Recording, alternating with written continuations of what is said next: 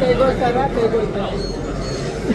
ಇದರ ಸತ್ಯಾಸತ್ಯತೆಯ ಬಗ್ಗೆ ಕೂಡ ತನಿಖೆ ಆಗಬೇಕು. FSL ರಿಪೋರ್ಟ್ ಅನ್ನ ಕರೆಕ್ಟಾಗಿ ಮಾಡಬೇಕು. ಸರ್ಕಾರ ಯಾವುದೇ ಕಾರಣಕ್ಕೆ ಪಕ್ಷ ರಾಜಕಾರಣವನ್ನ ಮಾಡದೇನೆ ಸತ್ಯಾಸತ್ಯತೆಯನ್ನ ತನಿಖೆ ಮಾಡಬೇಕನ್ನುವಂತ ಆಗ್ರಹವನ್ನು ನಾನು ಮಾಡ್ತಾ ಇದ್ದೀನಿ. ಇವತ್ತು ನರೇಂದ್ರ ಮೋದಿಯವರ ಜನ್ಮದಿನ. ದೇಶಾದ್ಯಂತ ನಾವು ಸೇವಾ ಚಟುವಟಿಕೆಯಲ್ಲಿ ಭಾಗವಹಿಸಿದ್ದೀವಿ. ಸ್ವಚ್ಛತಾ ಅಭಿಯಾನ, ಈ ದೇಶದ ಸ್ವಾತಂತ್ರ್ಯೋತ್ಸವದ ನಂತರ ಈ ದೇಶದಲ್ಲಿ ಆದಂಥ ಅಭಿವೃದ್ಧಿ ಕೆಲಸಗಳು ಮತ್ತು ಸ್ವಾತಂತ್ರ್ಯ ಹೋರಾಟ, ಇದರ ಬಗ್ಗೆ ಚಿತ್ರ ಪ್ರದರ್ಶನ, ರಕ್ತದಾನ ಶಿಬಿರಗಳು, ಆರೋಗ್ಯ ತಪಾಸಣಾ ಶಿಬಿರಗಳು, ಹೀಗೆ ಬೇರೆ ಬೇರೆ ಕಾರ್ಯಕ್ರಮಗಳ ಮೂಲಕ ನರೇಂದ್ರ ಮೋದಿಯವರ ಜನ್ಮದಿನವನ್ನು ಆಚರಣೆ ಮಾಡಿ ಶುಭವನ್ನು ಕೋರುವಂಥದ್ದನ್ನು ನಮ್ಮ ಕಾರ್ಯಕರ್ತರು ಮಾಡ್ತಾ ಇದ್ದಾರೆ. ನರೇಂದ್ರ ಮೋದಿ ಅವರಿಗೆ ಈ ದೇಶದ ಕೆಲಸವನ್ನು ಮಾಡೋದಕ್ಕೆ ಇನ್ನಷ್ಟು ಶಕ್ತಿ ಸಿಗಲಿ. ತನಗಾಗಿ ಏನೂ ಇಲ್ಲ, ದೇಶಕ್ಕಾಗಿ ಸರ್ವಸ್ವ ಅನ್ನುವಂಥ ಜೀವನವನ್ನು ಅವರು ಮಾಡಿದಂಥವರು.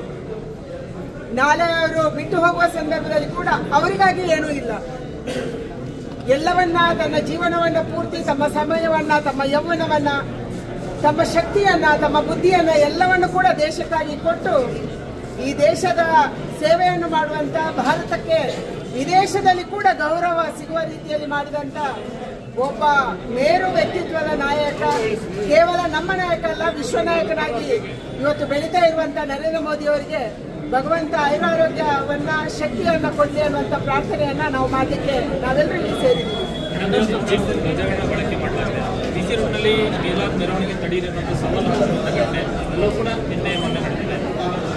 ಕರ್ನಾಟಕ ರಾಜ್ಯದಲ್ಲಿ ಅಪರಾಧಿಗಳ ಮೇಲುಗೈ ಆಗ್ತಾ ಇದೆ, ದೇಶದ್ರೋಹಿಗಳ ಮೇಲುಗೈ ಆಗ್ತಾ ಇದೆ.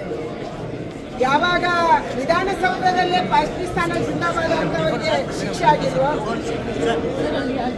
ಯಾರು ಇವತ್ತು ದೇಶದ್ರೋಹಕ್ಕೆ ಕುಮ್ಮಕ್ಕು ಕೊಡ್ತಾರ ಅಂತ ಸರ್ಕಾರ ಬಂದಾಗೆಲ್ಲ ಇಂಥ ಕಹಿ ಘಟನೆಗಳು ನಮ್ಮ ರಾಜ್ಯದಲ್ಲಿ ನಡೆದಿದ್ದಾವೆ. ಭಾರತದಲ್ಲಿ, ಕರ್ನಾಟಕದಲ್ಲಿ, ಬೆಂಗಳೂರಲ್ಲಿ, ಮೈಸೂರಲ್ಲಿ, ಕೊಡಗಲ್ಲಿ, ಹಾಸನದಲ್ಲಿ, ನಾಗಮಂಗಲದಲ್ಲಿ, ಬೇರೆ ಬೇರೆ ಜಾಗಗಳಲ್ಲಿ, ಕೋಲಾರದಲ್ಲಿ ಇವತ್ತು ಪಾಕಿಸ್ತಾನ ಜಿಂದಾಬಾದ್ ಅನ್ನುವಂಥ ಘೋಷಣೆ ಕೇಳಿ ಬರ್ತಾ ಇದೆ, ಪ್ಯಾಲೆಸ್ತೈನ್ ಧ್ವಜ ಹಾರ್ತಾ ಇದೆ. ಆದರೆ ಕ್ರಮಗಳು ಅನ್ನುವಂಥ ರಾಜ್ಯ ಸರ್ಕಾರ ಎಲ್ಲಿದೆ? ಕೇವಲ ವೋಟ್ ಬ್ಯಾಂಕ್ ರಾಜಕಾರಣಕ್ಕಾಗಿ, ಅಲ್ಪಸಂಖ್ಯಾತರನ್ನು ಓಲೈಕೆ ಮಾಡೋದಕ್ಕಾಗಿ, ದೇಶದ್ರೋಹ ಮಾಡಿದ್ರೂ ಅಡ್ಡಿಲ್ಲ, ನಮಗೆ ವೋಟ್ ಬ್ಯಾಂಕ್ ಅನ್ನುವಂಥ ಮಾನಸಿಕತೆ ಇರುವಂಥ ಸಿದ್ದರಾಮಯ್ಯನವರಿಂದ ನಾವು ದೇಶ ಪ್ರೇಮವನ್ನು ಅಥವಾ ಕಾನೂನನ್ನ ನಿರೀಕ್ಷೆ ಮಾಡಲಿಕ್ಕೆ ಹೇಗೆ ಸಾಧ್ಯ? ನ್ಯಾಯವನ್ನ ನಿರೀಕ್ಷೆ ಮಾಡಕ್ಕೆ ಹೇಗೆ ಸಾಧ್ಯ? ಈಗಲಾದ್ರೂ ಸರ್ಕಾರ ಎಚ್ಚೆತ್ತುಕೊಳ್ಬೇಕು. ತಕ್ಷಣ ದೇಶದ್ರೋಹಿಗಳನ್ನ, ಸಮಾಜದ್ರೋಹಿಗಳನ್ನ ಬಂಧಿಸಬೇಕು.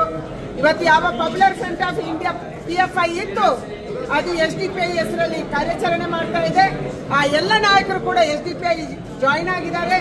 ಅವರ ಮೇಲೆ ಕ್ರಮ ಕೈಗೊಳ್ಳುವಂತದ್ದು ಆಗ್ತಾ ಇಲ್ಲ. ಹಲವಾರು ಕಡೆಗಳಲ್ಲಿ SDPI ಜೊತೆನೆ ಕಾಂಗ್ರೆಸ್ ಕೈ ಜೋಡಿಸುವಂತದ್ದು ಆಗ್ತಾ ಇದೆ. ಅದಕ್ಕಾಗಿ ಅವರಿಗೆ ಕುಮ್ಮಕ್ಕು ಸಿಗ್ತಾ ಇದೆ. ತಕ್ಷಣ ರಾಜ್ಯದಲ್ಲಿ ಕಾನೂನು ಸುವ್ಯವಸ್ಥೆಯನ್ನು ಕಾಪಾಡುವುದಕ್ಕಾಗಿ ಇಂಥ ಎಲ್ಲ ದೇಶದ್ರೋಹಿಗಳನ್ನ, ಸಮಾಜದ್ರೋಹಿಗಳನ್ನ, ಯಾರು ನಾಗಮಂಗಲದಲ್ಲಿ ಗಣಪತಿಗೆ ಅವಮಾನ ಮಾಡಿದ್ರು, ಗಣಪತಿಯ ಮೂರ್ತಿಯನ್ನು ವಿಘ್ನ ಮಾಡಿದ್ರು, ಅಂತವರಿಗೆ ಮತ್ತೆ ಅಂತ ಮಾನಸಿಕತೆಯನ್ನ ಮಟ್ಟ ಹಾಕುವಂತ ಕೆಲಸವನ್ನು ಸರ್ಕಾರ ಮಾಡಬೇಕನ್ನುವಂತ ಆಗ್ರಹವನ್ನು ನಾನು ಮಾಡ್ತಾ ಇದ್ದೀನಿ.